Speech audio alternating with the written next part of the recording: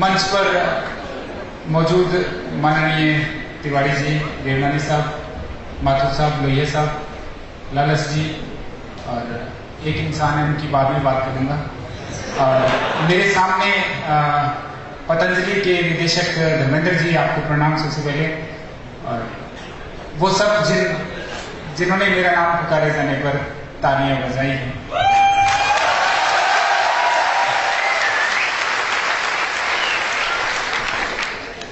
समय में थोड़ा बांधा है, मुझे भी समय कम है, फिर भी मैं सिर्फ आपके लिए बात करना चाहता हूं।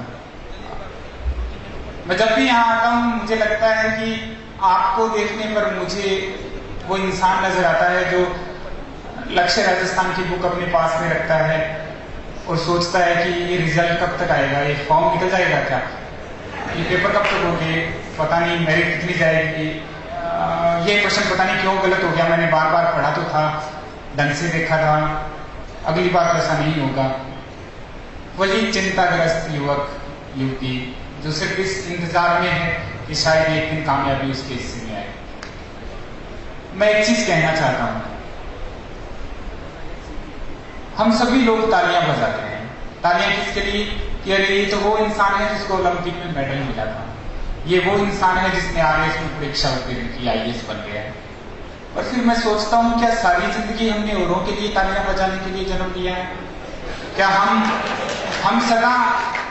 हम सदा औरों की कामयाबी की तालियां बजाएंगे? क्या ऐसा कोई दिन नहीं आएगा कि मैं भी किसी मंच पर खड़ा हूं और लोग मेरे लिए तालियां बजाएंगे?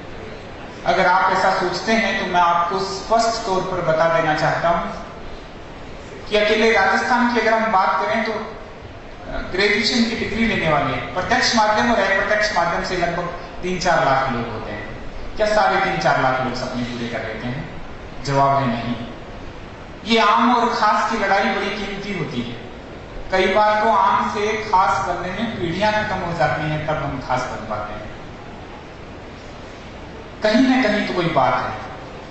एक ही कोचिंग इंस्टीट्यूट में एक ही इंसान से पढ़ने वाले लोग जब इम्तिहान देते हैं, उनके पास भी वही रंग बिरंगी नीले कवर वाली किताबें होती हैं, वही अखबार को पढ़ते हैं, वही प्रतियोगिता दर्पण उनको अच्छी लगती है, साक्षात्कार की अंतिम लाइन वो भी पढ़ लेते हैं। पर ऐसा क्यों होता है कि जब रिजल्ट आता है तो कुछ लोग तो खुशी मनाते हैं और कुछ कसम खाते हैं कि इस बार तो मेरे से गलती हुई, अगली बार ये गलती नहीं करूंगा, वो अगली बार आ नहीं पाता है। कहीं ना कहीं त्रुटि है। मैं एक पंक्ति अक्सर इस मौके पे कहता हूं कि खोटे सिक्कों के कभी दाम नहीं आते हैं और नीम के पेड़ पर कभी आम नहीं आते हैं। जिस मंदिर की नींव में भरती गई हो लाशें ही लाशें, ऐसे मंदिर में दर्शन देने को फिर कभी राम नहीं आते।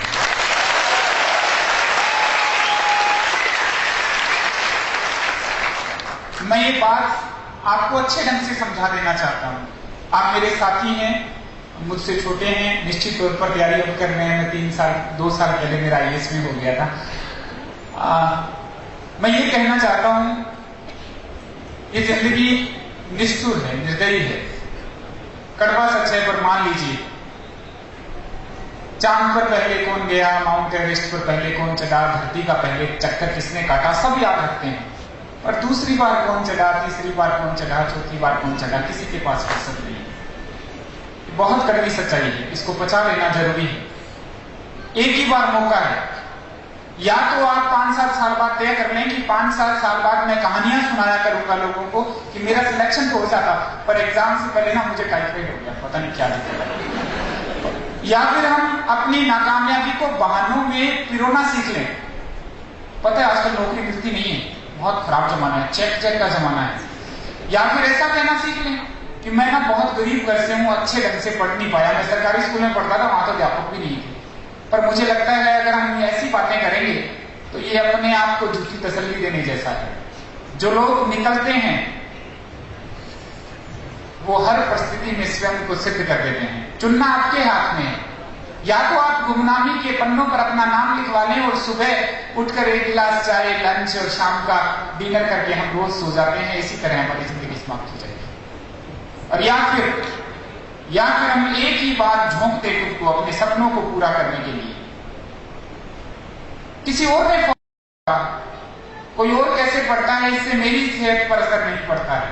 मैं पढ़ूंगा, मैं बन के दिखाऊंगा, मैंने सपने मेरे लिए लिए हैं।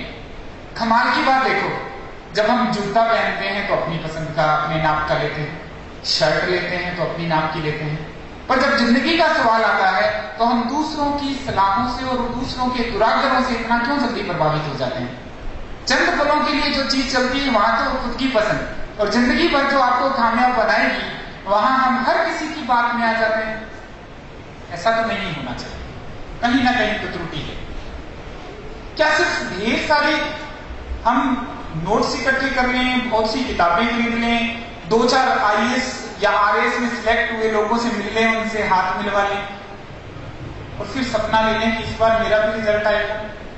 अगर ये कामयाबी की पहचान है तो आप गलत कर रहे हैं, क्योंकि मैं मेरे सिलेक्शन के बाद अब तक कम से कम 4.5 लाख लड़कों से मिल चुका हूं, लड़कियों से मिल चुका हूं जो तैयारी करने वाले हैं, और मैंने तो एक ही चीज पाई है, एक ही चीज पाई है कि जब भी कोई इम्तिहान होता है, जब भी कोई परीक्षाएं होती हैं, बहुत लोग बैठते हैं उसमें।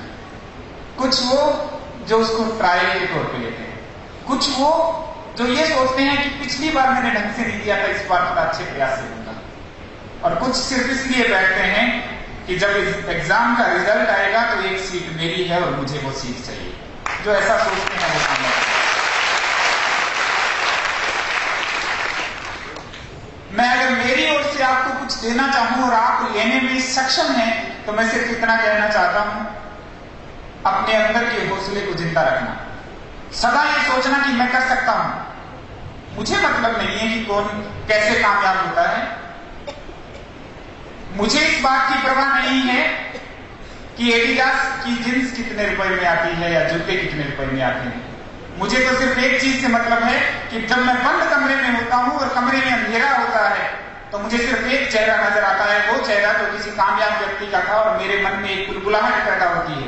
क्या कहीं मेरे साथ ऐसा तो नहीं होने वाला कि मैं 5 साल बाद लोगों को केवल सुझाव दिया करूं कि तैयारी ऐसे करनी है और नाकामयाब लोगों की श्रेणी में रखा जाऊं? किसी दिन अपनी सारी किताबों को एक तरफ रख कर आराम से सोचना कि अगर बहुत ज्यादा किताबें खरीद लेने से या जगह जगह भटकने से, किताबों के ढेर लगाने से अगर कोई सफल हो पाता तो लाइब्रेरियन दुनिया का पहला यूज होता है। ऐसा नहीं होता है, ऐसा नहीं होता है। कुछ तो भिन्न है। वो भिन्नता क्या है? वो आपके जज्बे की है, आपकी विनम्रता की है, आपकी सीखने की कोशिश की है। मैं एक चीज अक्सर कहता हूं, आज भी दोहराना चाहता हूं उसको, अपने परिवेश को समझ लीजिए, ये मेरा निवेदन है आपसे। आज के माहौल को समझ लीजिए वरना ये खा जाएगा। आज हमारी फेसबुक पर दोस्तों की संख्या 5000 से ऊपर हो जाती है और हम फक्र से खुश होकर कहते हैं कि मैं बड़ा सामाजिक प्राणी हूं, और घर पर किसी एक कोने वाले कमरे में बूढ़ी दादी इंतजार करती है कि मेरा बेटा 2 मिनट मेरे पास बैठे तो मैं उसको दुख बता पाऊं कि घुटने का दर्द क्या होता है। इस अंतर को जानने की जरूरत है। मैं बहुत सच्चाई के साथ आपको बताना चाहता हूं कि अगर मैं मेरी कामयाबी में किसी इंसान को देखता हूं तो वो देखता हूं कि मैं सबसे पहले उन लोगों से जुड़ा था, मेरे माँ बाप से, मेरे परिवार से, जिन्होंने मुझे शायद बहुत पहली बार गोद में उठाया होगा तो सोचा होगा कि मेरा बच्चा बड़ा होगा, मेरे लिए बुढ़ापे की लाठी बनेगा। सारी जिंदगी कब तक पिता की पहचान पे चलेंगे? ये कौन जा रहा है? ये तो रमेश जी है, उनका बेटा है। ये कौन है? ये आप जानते नहीं, वो ओम प्रकाश जी उनकी बिटिया है। हर किसी को माँ बाप की पहचान मिलती है, पर एक दिन मजा तो तब आएगी जब हमारे पिता जा रहे हैं और लोग पूछें ये कौन है? अरे जानते नहीं, ये तो IAS बना ना जितेंद्र, जो माउंट आबू में पोस्टेड है, उसके पापा हैं। बस इतनी सी लड़ाई है। सच बताता हूं, जो कामयाब हो जाते हैं कभी भी इस गलतफहमी में मत रहना कि वो आपसे अलग थे, नहीं, उनको आपके जितना ही आता है। फर्क इतना है कि उन्होंने गलतियां कम की थी और आपने गलतियां ज्यादा की। ये कम और ज्यादा की लड़ाई है। हमें वहां तक पहुंचना है, सदा सीखना है। ढकोसले की जिंदगी नहीं जीनी है। मुझे तो आता है, मुझे पूछने की क्या जरूरत है? मैं तो 5 साल से तैयारी कर रहा हूं, ये तो कल तैयारी करने लगा है, ये मुझे क्या बताएगा? ऐसा नहीं करना है। मैं पहले भी बता चुका हूं, फिर दोहरा देता हूं। और मुझे जो चीजें मुझे नहीं आती हैं वो सरेआम सबके सामने स्वीकार करने में कतई गुरेज नहीं होता कि जब मैं IAS बन गया था तब तक ये सड़क पे लाइट सी होती है जो चमकती है, इसका मुझे अंग्रेजी नाम नहीं आता था। IAS बनने के बाद पता लगा इसको कैट्स आई बोलते हैं, ऑस्ट्रेलिया से आई आती है, नहीं मालूम। मुझे कौन सा किसी से सर्टिफिकेट चाहिए कि आईएएस बना है और इसको सारी चीजें नहीं आती। मेरा मन जानता है, मैं खुद के सामने अपने आप को धोखा नहीं दे सकता। आज तो हम युवा हैं, पर क्या होगा 30-35 साल बाद में जब बुढ़ापा हम पर हावी होगा, दोहरी जिंदगी जीना बहुत मुश्किल है, कंधों पे वजन आ जाता है।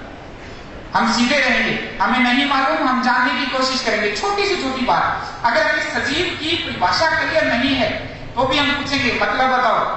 शुरुआत करेंगे, बिल्कुल बुनियादी तौर पर मजबूत होंगे। हमें तंबूरे की तलाश नहीं है कि वो कितना चमकता है, हम तो नीचे से शुरू करेंगे, अलग सोच के साथ शुरू करेंगे। पानी और पसीने में बड़ा अंतर होता है, पानी और पसीने में बड़ा अंतर होता है, पत्थर और नगीने में भी बड़ा अंतर होता है। मुर्दा घड़ियों की तरह सांस लेने वालों, सांस लेने में और जीने में बड़ा अंतर होता है।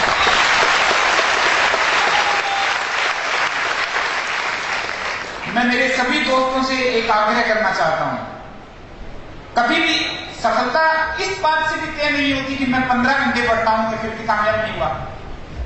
सफलता घंटों की मोहताज नहीं है, सफलता ढेर सारी किताबों की मोहताज नहीं है, सफलता घर में एक बहुत लंबी कार होने की मोहताज नहीं है। क्योंकि अगर सफलता इन चीजों की मोहताज होती तो हनुमानगढ़ जिले की रावतसर तहसील के धन्नासर के सरकारी स्कूल से पढ़कर कोई आपके सामने खड़ा नहीं होता। सफलता सिर्फ एक चीज की मोहताज होती है, आपके इरादों की। आप किसी से 5 मिनट बात कर लो, अगला 5 साल तक भूल जाए तो फिर तो हमारी तैयारी कमजोर है। आपका बोलना, आपका चलना, आपका उठना, आपका देखना, सब में से जुनून लगना चाहिए और लोगों को कहने पर मजबूर कर देने की कुव्वत होनी चाहिए हमारे अंदर कि मैं आज जिससे मिला हूं ना, इसके अंदर एक आग है, ये बहुत आगे जाएगा। अगर आपने अपने अंदर एक क्षमता उत्पन्न कर दी तो निश्चित तौर पर आप सफल हैं। थोड़ा बदलने की जरूरत है, नजरिया बदलने की जरूरत है। अखबार पढ़ते हैं, मैं बहुत छोटा उदाहरण देना चाहता हूं क्योंकि मैं सिर्फ आपसे बात करने के लिए आया हूं। अगर आप अखबार पढ़ते हैं, उदाहरण लेते हैं, उदाहरण छोटा सा, अखबार में एक खबर आई 2G स्पेक्ट्रम में मिस्टर पकड़े गए, उदाहरण। तुरंत प्रश्न पैदा होना चाहिए 2G क्या है? क्या ये मोबाइल में 3G आता है, इसका 2G से कोई रिश्ता है? ये स्पेक्ट्रम क्या होता है, किस तरह से आता है? हर चीज जो कनेक्ट करना सीख लेगा, कामयाबी उसके पास खुद चल कर आएगी। आपके पास विषय राजनीति विज्ञान है तो कभी इस भ्रम में मत रहिएगा कि अर्थशास्त्र का चैप्टर आया था, मुझे पढ़ने की जरूरत नहीं है। शुरू में दिक्कत आ सकती है पर जोड़ के पढ़िए, संवाद के पस्त को ढंग से पढ़िए। आपका विषय अंग्रेजी हो सकता है, दूसरा विषय आपका इतिहास हो सकता है, और हो सकता है कि संपादकीय जयंतीलाल भंडारी इकोनॉमिक्स के लिख रहा हो, हम उसको भी पढ़ेंगे। शुरू में दिक्कत आती है। जिस दिन मम्मी ने पहली बार ब्रश हाथ में पकड़ाया होगा, बेटा टूथपेस्ट करनी है, उस दिन पकड़ा के बताया होगा कि ऐसे मुंह में लगाते हैं, अब तो हमें दिक्कत नहीं आती। जिस दिन गुरुजी ने पहली बार कटहरा सिखाया होगा, हमारे हाथ से पकड़ा होगा, चौक को स्लेट पे बनवाया होगा, और अब तो हम उसको आसानी से कर लेते हैं। हर कठिन चीज की शुरुआत में थोड़ा वक्त लगता है, ये आपकी क्षमता है कि आप उसको कितना सरल बनाते हो। नए सिरे से जिंदगी शुरू करेंगे, इस जोश के साथ शुरू करेंगे कि मैं आज से 3 साल या 4 साल बाद में लोगों को कहानियां नहीं सुनाऊंगा कि मैं तैयारी करता था। मैं अगर यहां आया हूं तो निश्चित तौर पर कामयाब होकर जाऊंगा। आप एक ख्वाब लेके देखो, आप सभी प्रतियोगिक परीक्षाओं के लिए आए हैं, ज्यादातर IAS का इम्तिहान देने वाले। आप एक ख्वाब लो कि अगर आप टीचर की भी तैयारी करते हो तो एक आप अच्छे स्कूल में, कॉलेज में पढ़ा रहे हो। आप अगर IAS RAS की तैयारी करते हो तो अच्छा ख्वाब लेना चाहिए, सुखद ख्वाब कि मैं कामयाब हो जाता हूं और अपने घर में पहली बार जाता हूं। अरे विश्वास कीजिए, आप अपनी कामयाबी के बाद जब अपनी पिता और मां को मिलेंगे, वो कुछ नहीं कहेंगे, बस उनकी आंखों से कुछ गिरेगा, और जो गिरेगा ना वो दुनिया की हजारों लाखों किताबों से ज्यादा कीमती होगा और ज्यादा महत्वपूर्ण।